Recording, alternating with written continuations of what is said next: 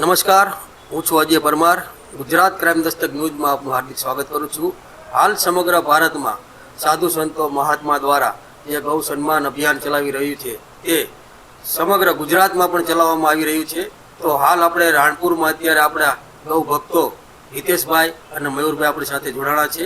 તો આપણે મયુરભાઈ અને હિતેશભાઈ સાથે વાત કરશું કે ગૌ સન્માન અભિયાન વિશે આપ થોડીક વાત કરશું. જય ગૌ માતા.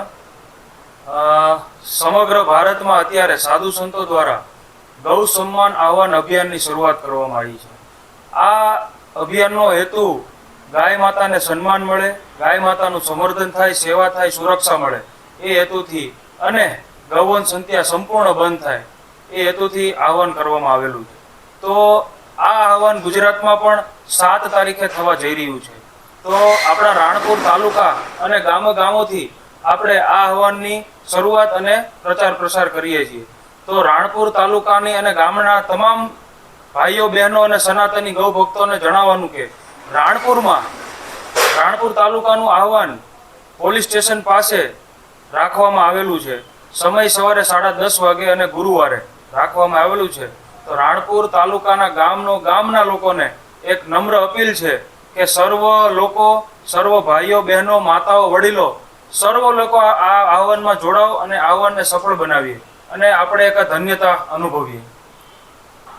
7 તારીખને ગુરુવારે સવારે 10:30 કલાકે જેમ આપે કીધું કે સમગ્ર રાણપુર તાલુકાની જનતાને, ભાઈઓ બહેનો માતા અને વડીલોને મોટી સંખ્યામાં વધારવું અને આ પ્રાર્થના પત્ર જે મામલતદાર કચેરી દેવા જવાનું છે.